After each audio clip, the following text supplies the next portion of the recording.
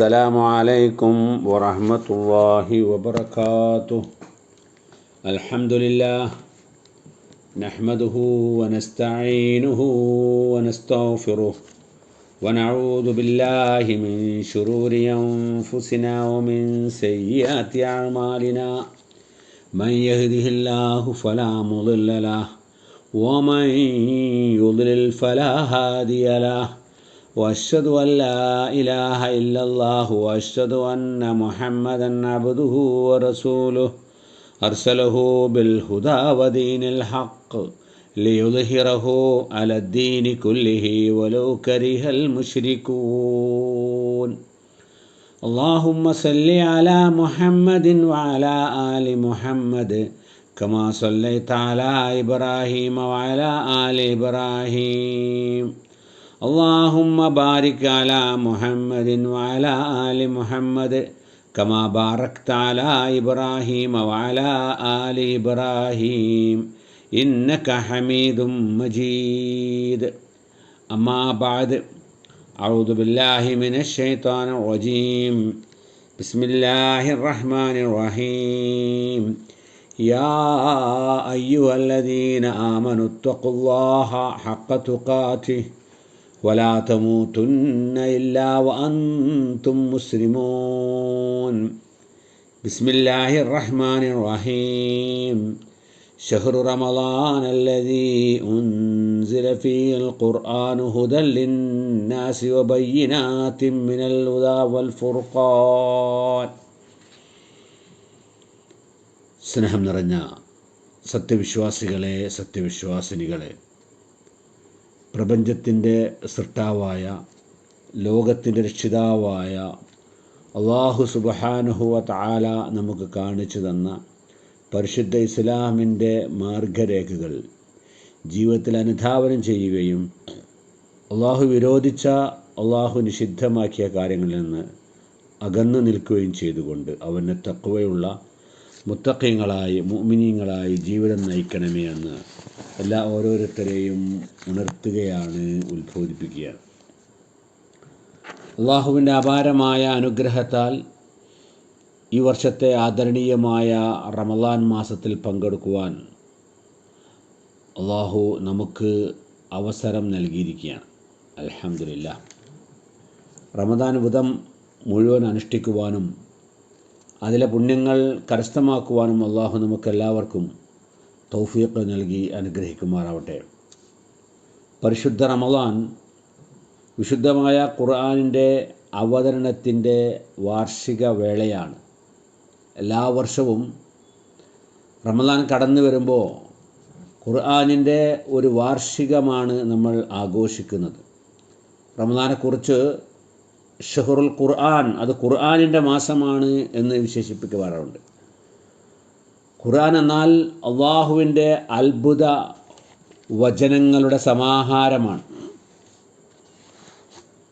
അത് ഖുർആനിലുള്ളതെല്ലാം തന്നെ അള്ളാഹുവിൻ്റെ വചനങ്ങളാണ്, അള്ളാഹുവിൻ്റെ വാക്കുകളാണ്. മനുഷ്യരുടേതായിട്ട് ഒന്നും തന്നെ ഖുർആനിലില്ല. പരിശുദ്ധ ഖുർആൻ നൂറ്റാണ്ടുകളെ അതിജീവിച്ച ലോകാത്ഭുതങ്ങളിൽ ഒന്നാണ്. മാത്രമല്ല, ലോകാന്ത്യം വരെയുള്ള ആളുകൾക്ക് മാർഗദർശനമായിക്കൊണ്ട് നിലകൊള്ളേണ്ട ഒരു ഗ്രന്ഥമാണ് വിശുദ്ധ ഖുർആൻ. ലോകത്ത് കോടിക്കണക്കിന് ഗ്രന്ഥങ്ങളും ഗ്രന്ഥകർത്താക്കളുമുണ്ട്. അതിൽ നിന്നെല്ലാം ഏറെ വ്യത്യസ്തമാണ് പരിശുദ്ധ ഖുർആൻ. അതിൽ അബദ്ധങ്ങൾക്കോ സംശയത്തിനോ അവസരമില്ല എന്ന് പറഞ്ഞുകൊണ്ടാണ് വിശുദ്ധ ഖുർആൻ തുടങ്ങുന്നത് തന്നെയാണ്. ദാലികൽ കിതാബു ലാ റൈബ ഫീഹ്, 2-ാം അധ്യായം 2-ാം വചനത്തിൽ പറയുന്നു, ആ ഗ്രന്ഥം, അതിൽ യാതൊരു സംശയമില്ല, അതിൽ അബദ്ധങ്ങളില്ല, അത് വളരെ സത്യമാണ് എന്നാണ്. അതുപോലെ തന്നെ വരാൻ പോകുന്ന ഒരു ലോകത്തിൻ്റെ ഗൗരവം സമൂഹത്തോട് പറയുന്ന വേറൊരു ഗ്രന്ഥവുമില്ല പരിശുദ്ധ ഖുർആനല്ലാതെ. ആ ലോകത്തിൻ്റെ മോക്ഷമാണ് മനുഷ്യവർഗത്തിൻ്റെ ലക്ഷ്യം, ജന്മലക്ഷ്യം എന്ന് ഖുർആൻ നമുക്ക് പറഞ്ഞു തരുന്നുണ്ട്. ആ മോക്ഷത്തിന് വേണ്ടിയുള്ള സൽക്കർമ്മങ്ങളാണ് ഭൗതിക ലോകത്ത് മനുഷ്യൻ ചെയ്യേണ്ടത് എന്ന് ഖുർആൻ നമുക്ക് വ്യക്തമാക്കി തരുന്നുണ്ട്. അതുപോലെ തന്നെ ലോകത്തുള്ള മറ്റ് ഗ്രന്ഥങ്ങളൊന്നും തന്നെ ലോകത്തിലെ ജനങ്ങൾക്ക് മാർഗദർശനം നൽകുന്നതാണ് അവരുടെ ഗ്രന്ഥം എന്ന് അവകാശപ്പെടുന്നില്ല. പരിശുദ്ധ ഖുർആൻ മാത്രമാണ് മനുഷ്യവർഗത്തിന് ആകമാനം ബാധിക്കുന്ന അടിസ്ഥാന വിഷയങ്ങൾക്ക് എല്ലാം തന്നെ, അത് അടിസ്ഥാന വിഷയങ്ങൾക്കെല്ലാം മനുഷ്യവർഗത്തെ ബാധിക്കുന്ന എല്ലാ അടിസ്ഥാന വിഷയങ്ങളും പറയുമ്പോൾ അത് യാ അയ്യുഹന്നാസ്, ജനങ്ങളെ എന്ന് പറഞ്ഞുകൊണ്ട് മനുഷ്യവർഗത്തിന് മാർഗദർശനമെന്ന് അവകാശപ്പെടുന്ന ഗ്രന്ഥമാണ്. പരിശുദ്ധ ഖുർആൻ മനുഷ്യവർഗത്തിന് മാർഗദർശനം എന്ന് അവകാശപ്പെടുന്ന ഗ്രന്ഥമാണ്. ഹുദൽ ലിന്നാസ്, മനുഷ്യവർഗത്തിന് മാർഗദർശനമാണ്. മാത്രമല്ല മനുഷ്യവർഗത്തെ ബാധിക്കുന്ന അടിസ്ഥാന വിഷയങ്ങൾ പറയുമ്പം ജനങ്ങളെ എന്ന് അഭിസംബോധന ചെയ്തുകൊണ്ടാണ് ഖുർആൻ പറയുന്നത്. ജനങ്ങളെ എന്നാണ് ഖുർആൻ്റെ അഭിസംബോധന രീതി. യാ അയ്യുഹന്നാസ് എന്ന് ഖുർആനിൽ 20 സ്ഥലങ്ങളിൽ പ്രതിപാദിക്കുന്നുണ്ട്. ഹലാലായ ഭക്ഷണം കഴിക്കാവൂ എന്ന് സൂറത്ത് ബഖറയിലെ 168-ാമത്തെ വചനത്തിൽ പറയുമ്പോൾ മുഴുവൻ ജനങ്ങളോടുമാണ് അത് പറയുന്നത്. യാ അയ്യുഹന്നാസു കുലൂ മിമ്മാ ഫിൽ അർളി ഹലാലൻ ത്വയ്യിബ, ഓ മനുഷ്യരെ, മനുഷ്യവർഗമേ, നിങ്ങളുടെ നിലനിൽപ്പിന് നിദാനമായ ആഹാരം നിങ്ങൾ കഴിക്കുമ്പോൾ അത് നല്ല ആഹാരം, ശരീരത്തിന് പോഷണമായ ആഹാരം കഴിക്കണം, അനുവദനീയമായ ഹലാലായ ഭക്ഷണം കഴിക്കണം എന്ന് പറയുന്നു. മാത്രമല്ല യാ അയ്യുഹന്നാസു ഉഅ്ബുദൂ റബ്ബക്കും അല്ലദീ ഖലഖക്കും, നിങ്ങളെ സൃഷ്ടിച്ച, നിങ്ങളെ പരിപാലിക്കുന്ന റബ്ബിനെയാണ് നിങ്ങൾ ആരാധിക്കേണ്ടതെന്ന് പറയുമ്പോൾ മുഴുവൻ ജനങ്ങളെയും വിളിച്ചുകൊണ്ടാണ് അത് പറയുന്നത്. അതുപോലെ തന്നെ മനുഷ്യവർഗത്തിന് വഴികാട്ടിയായ പ്രവാചകൻ്റെ ആഗമനത്തെക്കുറിച്ചും സത്യവേദ ഗ്രന്ഥമായ ഖുർആൻ പിന്തുടരേണ്ടതിനെക്കുറിച്ചും പ്രപഞ്ചനാശം വരുന്നതിന് മുമ്പ് പ്രപഞ്ചനാഥനിലേക്ക് മടങ്ങേണ്ടതിൻ്റെ ആവശ്യകതയെക്കുറിച്ചും മനുഷ്യോൽപ്പത്തി ഒരാണിൽ നിന്നും ഒരു പെണ്ണിൽ നിന്നുമാണ് തുടങ്ങിയ പ്രധാനപ്പെട്ട മൗലികമായ കാര്യങ്ങളൊക്കെ പറയുമ്പോൾ ഖുർആൻ യാ അയ്യുഹന്നാസ്, ജനങ്ങളെ, മുഴുവൻ ജനങ്ങളെയും വിളിച്ചുകൊണ്ടാണ് പറയുന്നത് എന്നാണ്. വിശ്വാസികളോട് പറയേണ്ട കാര്യങ്ങൾ പ്രതിപാദിക്കുമ്പോൾ യാ അയ്യുഹല്ലദീന ആമനു എന്ന് ഖുർആനിൽ 89ഓളം സ്ഥലങ്ങളിൽ പ്രതിപാദിക്കുന്നുണ്ട്. മനുഷ്യനെക്കുറിച്ച് പ്രതിപാദിക്കുന്ന വിഷയങ്ങൾ പറയുമ്പോൾ അന്നാസ് എന്ന പദം ഖുർആനിൽ 179 സ്ഥലങ്ങളിൽ പറയുന്നുണ്ട്. അന്നാസ്, മനുഷ്യനെ അഭിസംബോധന ചെയ്തുകൊണ്ട് 20 സ്ഥലങ്ങളിൽ പറയുമ്പോൾ മനുഷ്യൻ്റെ വിഷയങ്ങൾ പ്രതിപാദിക്കുന്ന സ്ഥലങ്ങളിൽ അന്നാസ്, ജനങ്ങൾ എന്നുള്ള പദം 179 സ്ഥലങ്ങളിൽ പറയുന്നുണ്ട്. അതുകൊണ്ട് ഖുർആൻ മനുഷ്യവർഗത്തെ ഒന്നായി കണ്ടുകൊണ്ട് അവരുടെ ഇഹപര ലോകത്തിലെ മോക്ഷത്തിൻ്റെ മാർഗമാണ് ചർച്ച ചെയ്യുന്നത്. അതിന് വിരുദ്ധമായി വരുന്ന രാഷ്ട്രവാദം, പ്രാദേശികവാദം, ഭാഷാ സങ്കുചിതത്വം, വർണ്ണവർഗ ജാതീയവാദം, ഗോത്രമഹിമ തുടങ്ങിയ വിഭാഗീയ ചിന്താഗതികളെയെല്ലാം തന്നെ, അതുപോലെ തന്നെ മുഴുവൻ ഉച്ചനീചത്വങ്ങളെയും ഖുർആൻ തള്ളിക്കളയുകയാണ്. ലോകത്തിലെ എല്ലാ വർഗങ്ങളെയും എല്ലാ ദേശങ്ങളെയും ഉൾക്കൊള്ളുന്ന ഏക മാനവ സങ്കല്പമാണ് ഖുർആനിന് ലോകത്തിന് സമക്ഷം സമർപ്പിക്കാനുള്ളത്. ലോകത്തിലെ മുഴുവൻ മനുഷ്യരും സഹോദരന്മാരാണ് എന്നുള്ള സന്ദേശമാണ് ഖുർആൻ മുന്നോട്ട് വെക്കുന്നത്. പരിശുദ്ധ ഖുർആനിലെ 92-ാമത്തെ അധ്യായത്തിലെ 92-ാം വചനത്തിൽ അള്ളാഹു പറയുന്നു, ഇന്ന ഹാദിഹി ഉമ്മത്തുക്കും ഉമ്മതൻ വാഹിദതൻ വഅന റബ്ബുക്കും ഫഅ്ബുദൂൻ, തീർച്ചയായിട്ടും ഈ സമൂഹം ഒരൊറ്റ സമൂഹമാണ്, ഒരൊറ്റ സമുദായമാണ്. ആദമിൽ നിന്നും ഹവ്വായിൽ നിന്നും ഉണ്ടായ സമൂഹമാണ് ഇങ്ങനെ വേർതിരിഞ്ഞ് ഹൈന്ദവനും ക്രൈസ്തവനും ജൂതനും ജൈനനും ഒക്കെ ആയി മാറിയിട്ടുള്ളത്. എന്നാൽ നിങ്ങളെല്ലാം തന്നെ നിങ്ങളെ സൃഷ്ടിച്ച റബ്ബിലേക്ക് തിരിച്ചു വരണം. വാന റബ്ബുക്കും, ഞാനാണ് നിങ്ങളുടെ രക്ഷിതാവ്. അതുകൊണ്ട് ഫഅ്ബുദൂനി, നിങ്ങൾ എന്നെ ആരാധിക്കണം എന്ന് മനുഷ്യവർഗത്തെ ലോകത്തുള്ള മുഴുവൻ മനുഷ്യരെയും അഭിസംബോധന ചെയ്തുകൊണ്ടാണ് ഖുർആൻ പറയുന്നത്. മനുഷ്യപ്രകൃതി തേടുന്ന നന്മ, സ്നേഹം, മാനവികത ഇവക്കാണ് ഖുർആൻ ഊന്നൽ നൽകുന്നത്. ഇതിന് വിരുദ്ധമായ ഒരു കാര്യവും ഖുർആൻ നമുക്ക് കാണുവാൻ സാധ്യമല്ല. ഖുർആൻ്റെ ഇത്തരം പ്രത്യേകതകൾ കൊണ്ടാണ് ഖുർആൻ മുസ്ലിങ്ങളുടെ മാത്രം ഗ്രന്ഥമല്ല എന്ന് നാം പറയാൻ കാരണം. ലോകത്തിലെ മുഴുവൻ ജനവിഭാഗങ്ങളെയും നേർമാർഗത്തിലേക്ക് നയിക്കാൻ പര്യാപ്തമായ നിർദ്ദേശങ്ങളുള്ള ഗ്രന്ഥമാണ് വിശുദ്ധ ഖുർആൻ. അത് മനുഷ്യവർഗത്തിന് ആകമാനം സന്മാർഗദർശനമാണ്. ഷഹ്റു റമളാൻ അല്ലദീ ഉൻസില ഫീൽ ഖുർആനു ഹുദൽ ലിന്നാസ്, മനുഷ്യവർഗത്തിന് ആകമാനം മാർഗദർശനമായിക്കൊണ്ട് ഖുർആൻ അവതീർണമായ മാസമാണ് ഷഹ്റു റമദാൻ, റമദാൻ മാസം എന്നാണ്. അപ്പോൾ ഖുർആൻ അള്ളാഹുവിൻ്റെ വചനമാണ്. അത് പ്രവാചകന്മാർ മുഖേന നമ്മുടെ ഹൃദയങ്ങളിലേക്ക് കൈമാറ്റം ചെയ്യപ്പെട്ടിരിക്കുന്ന ഗ്രന്ഥമാണ്. മനുഷ്യാത്മാക്കൾക്ക് അള്ളാഹുവിൻ്റെ വചനമാവുന്ന ഖുർആനിൻ്റെ വചനങ്ങൾ കേൾക്കുമ്പോൾ അത് മനുഷ്യർക്ക് മാറ്റമുണ്ടാവുമെന്ന. ഖുർആൻ്റെ വചനങ്ങൾക്കൊരു മാസ്മരികതയുണ്ട്, അതിനൊരു പ്രത്യേകതയുണ്ട്.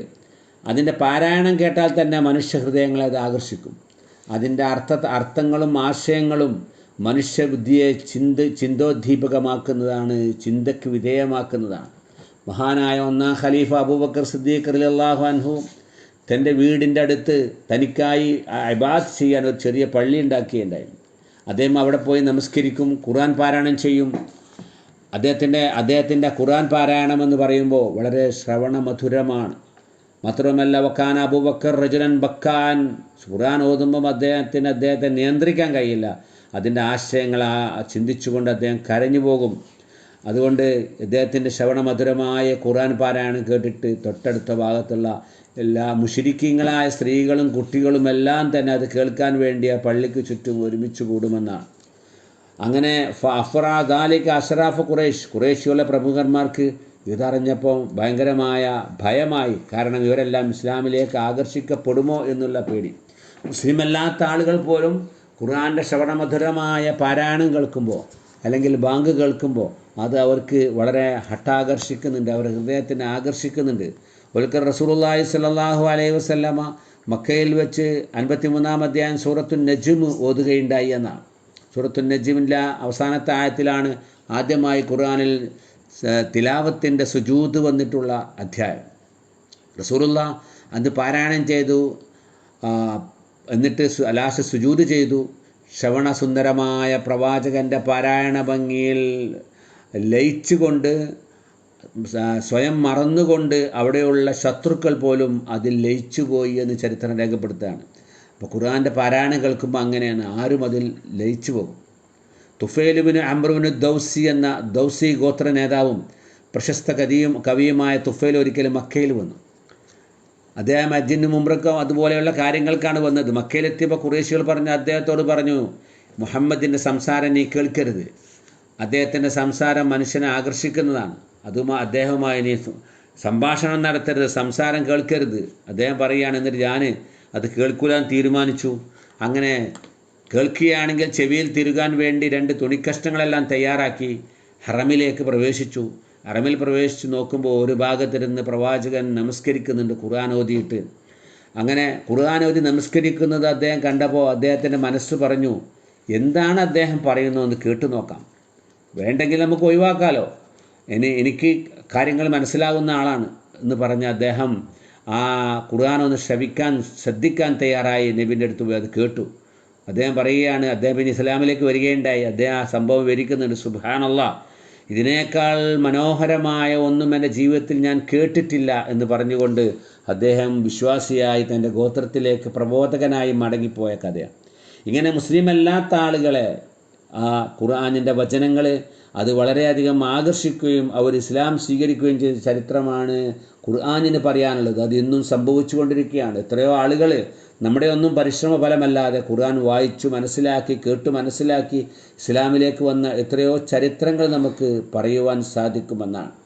അപ്പോൾ നമ്മൾ അള്ളാഹുവിൻ്റെ വചനമായ ഖുർആൻ ജനങ്ങൾക്ക് എത്തിച്ചു കൊടുക്കുക, അത് കേൾപ്പിച്ചു കൊടുക്കുക നമ്മുടെ ഉത്തരവാദിത്തമാണ്. കേൾപ്പിച്ചു കൊടുത്താൽ അത് അവരിൽ വലിയ മാറ്റങ്ങൾ ഉണ്ടാക്കും. അള്ളാഹു ഹിദായത്ത് ഉദ്ദേശിച്ച ആളുകൾക്ക് അതുകൊണ്ട് അള്ളാഹു ഹിദായത്ത് നൽകും എന്നാണ്. നമുക്കറിയാം, ഏത് ശിലാഹൃദയനെയും കഠിന ഹൃദയനായ ആളുകളെയും ഖുർആൻ മാറ്റമുണ്ടാക്കുമെന്ന് സൂറത്ത് സുമറിലെ 23-ാമത്തെ വചനത്തിൽ അള്ളാഹ് പറയുന്നുണ്ട്. തഖ്ശയിറു മിന്നു ജുലൂദുല്ലദീന യഖ്ശൗന റബ്ബഹും സുമ്മ തലീനു ജുലൂദുഹും വഖുലൂബുഹും ഇലാ ദിക്രില്ലാഹ്. വിശുദ്ധ ഖുർആനിൻ്റെ വചനങ്ങൾ കേൾക്കുമ്പോൾ അള്ളാഹുവിനെ ഭയപ്പെടുന്ന ആളുകളുടെ തൊലികളിൽ രോമാഞ്ചമുണ്ടാകുന്നുണ്ട്, അവരുടെ ഹൃദയങ്ങളിൽ ചലനമുണ്ടാകുന്നുണ്ട്. അവരുടെ തൊലികളും ഹൃദയങ്ങളും തന്നെ അള്ളാഹുവിന് കീഴ്പ്പെട്ടുകൊണ്ട് ആ പരിശുദ്ധ ഖുർആൻ്റെ വചനങ്ങൾക്ക് അനുസൃതമായി ജീവിതം നയിക്കുവാൻ തയ്യാറെടുക്കുന്നുണ്ട്. അത്രയും പ്രാധാന്യമുള്ള ഒരു ഗ്രന്ഥമാണ് നമ്മുടെ കൈകളിൽ ഉള്ളത് എന്ന് നമ്മൾ മനസ്സിലാക്കണം. അത് ലോകത്തിന് സമാധാനം കാക്ഷിക്കുന്ന ഗ്രന്ഥമാണ്. പരിശുദ്ധ ഖുർആൻ എവിടെയും കുഴപ്പമുണ്ടാക്കുവാനോ വിപ്ലവം ഉണ്ടാക്കുവാനോ പറഞ്ഞിട്ടില്ല. യഹ്ദീ ബിഹില്ലാഹു മനിത്തബാ റിദ്വാനഹു സുബുലസ്സലാം. ഈ ഖുർആൻ കൊണ്ട് അള്ളാഹു മാർഗദർശനം നൽകുന്നുണ്ട്. അള്ളാഹുവിൻ്റെ തൃപ്തിയെ പിന്തുടർന്ന ആളുകൾക്ക് സുബുലസ്സലാം, രക്ഷയുടെ മാർഗങ്ങൾ അവർക്ക് തുറന്നു കൊടുക്കുന്നുണ്ട്. മാത്രമല്ല ഖുർആൻ മനുഷ്യ മനസ്സിൻ്റെ പ്രശ്നങ്ങൾക്കും അസ്വസ്ഥതകൾക്കുമുള്ള പരിഹാരമാണ്. മനുഷ്യന് പ്രശ്നങ്ങളുണ്ടാകുമ്പോൾ, പ്രയാസങ്ങളുണ്ടാകുമ്പോൾ, ബുദ്ധിമുട്ടുകളുണ്ടാകുമ്പോൾ നമസ്കരിച്ച് ഖുർആൻ എടുത്ത് ഓതിയാൽ അത് അതിനുള്ള പരിഹാരമാണെന്ന് ഖുർആൻ പറയുന്നുണ്ട്. വനുനസ്സിലു മിനൽ ഖുർആനി മാ ഹുവ ശിഫാഉൻ വറഹ്മത്തുൽ ലിൽ ആലമീൻ. വനുനസ്സിലു, നാം അവതരിപ്പിക്കുന്നതാണ്, അവതരിപ്പിച്ച് തന്നിട്ടുണ്ട്, മിനൽ ഖുർആനി, ഖുർആനിൽ നിന്ന്, മാ ഹുവ ശിഫാഉൻ, നിങ്ങളുടെ മനസ്സിന് ശാന്തിയും സമാധാനവും നൽകുന്ന വചനങ്ങൾ, വറഹ്മത്തുൽ ലിൽ ആലമീൻ, ലോകർക്ക് അത് അനുഗ്രഹമാണ് എന്നാണ്.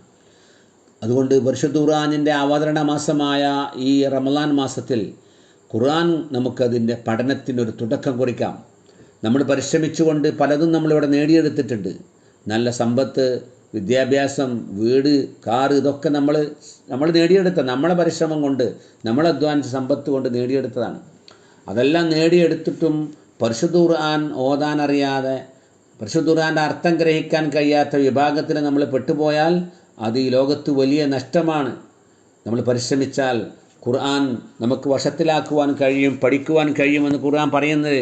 വലഖദ് യസ്സർനൽ ഖുർആന ലിദ്ദിക്രി ഫഹൽ മിൻ മുദ്ദക്കിർ. ഈ ഖുർആൻ മനസ്സിലാക്കുവാൻ എളുപ്പമാണ്, പഠിക്കുവാൻ എളുപ്പമാണ്. നിങ്ങൾ പഠിക്കുവാൻ തയ്യാറുണ്ടോ, നിങ്ങൾ മനസ്സിലാക്കുവാൻ തയ്യാറുണ്ടോ എന്ന് ഖുർആൻ ചോദിക്കുകയാണ്.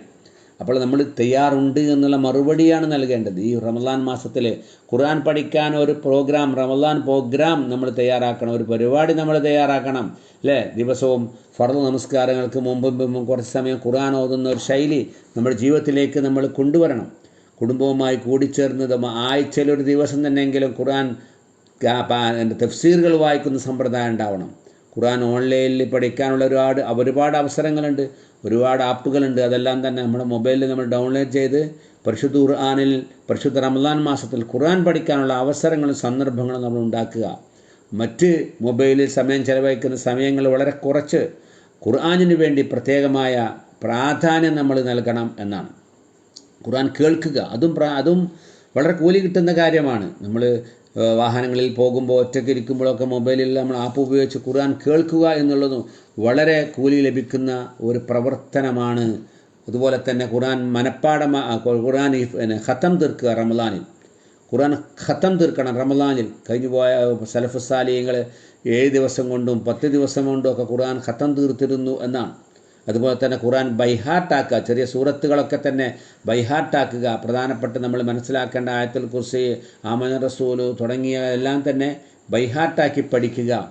ഇങ്ങനെ റമളാൻ നമുക്ക് ഖുർആനുമായി യോജിച്ചുകൊണ്ട്, ഖുർആനിൻ്റെ കൂടെ ജീവിച്ചു തുടങ്ങാൻ പറ്റിയ ഒരു മാസമാണ് വിശുദ്ധ റമളാൻ എന്നാണ്. ഖുർആൻ എന്ന് പറയുമ്പോൾ ഇതിങ്ങനെ ഓതിപ്പടിക്കൽ മാത്രമല്ല, അതിൻ്റെ ആശയങ്ങൾ ആഴത്തിൽ ചിന്തിച്ച് പഠന ഗവേഷണങ്ങൾക്ക് വിധേയമാക്കുകയും വേണം അതിന് സാധിക്കുന്ന ആളുകൾക്ക് എന്ന് ഖുർആൻ പ്രത്യേകം എടുത്തു പറയുന്നത്. സൂറത്ത് സ്വാദിലെ 29-ാം വചനത്തിൽ, കിതാബുൻ അൻസൽനാഹു ഇലൈക മുബാറക് ലിയദ്ദബ്ബറൂ ആയാതിഹി വലിയദ്ദക്കറ ഉലുൽ അൽബാബ്. കിതാബ് എന്നൊരു വേദഗ്രന്ഥം, അൻസൽനാഹു ഇലൈക, നിനക്ക് നാം അത് അവതരിപ്പിച്ചു തന്നിരിക്കുന്നു. മുബാറക്കുൻ, അനുഗ്രഹീതമായൊരു ഗ്രന്ഥമാണ്. എന്തിനാണ് അവതരിപ്പിച്ചു തന്നത്? ലിയദ്ദബ്ബറൂ ആയാതി, അതിലെ സൂക്തങ്ങൾ നിങ്ങൾ ഉറ്റാലോചിക്കാൻ വേണ്ടിയാണ്.